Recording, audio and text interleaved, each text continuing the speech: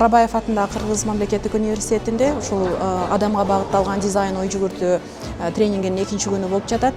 Кечээги күнү ушул мектептер 2030 программасынын алкагында Агахан фонду ушул 3 жогорку окуу жай Арабаев университети, Эрматов атындагы педагогикалык институт жана ошондой эле Ош мамлекеттик педагогикалык университеттеринин окутуучулары үчүн өзү 6 күндүк тренинговый программа башталды.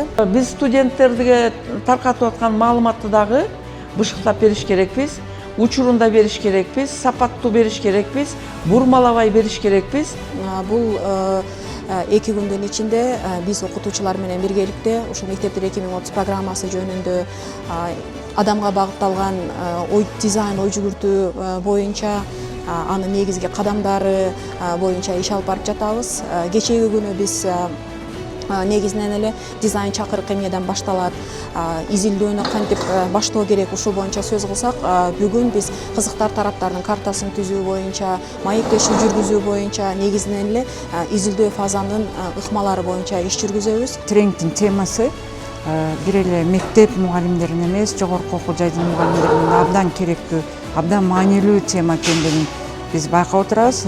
Мүмкүн болушунча анын сиңиргенге, мазмунун терең түшүнгөнгө, анын жерине барганда практикада жакшы колдонууга аракеттер жасайбыз деп.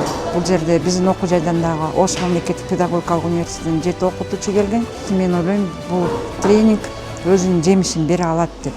Бул тренингдин максаты биз студенттерди башкача бир ой жүгүрткөнгө, алган теориялык билимдерди практика жүзүндө колдоно алганга, командада иштегенге, креативдүү бир нерселерди ойлор жаратканга, проектлерди ишке ашырганга, теория менен практиканын айкалышына жардам бере турган семинар экенине бүгүн күбө болуп, окуп, билим алып жатабыз. Муну биз окуу жылдын башталышында өзүбүздүн окуу планыбызга киргизип, окуучуларыбызды, студенттерибизди окутабыз деген жакшы бир максаттарыбыз бар.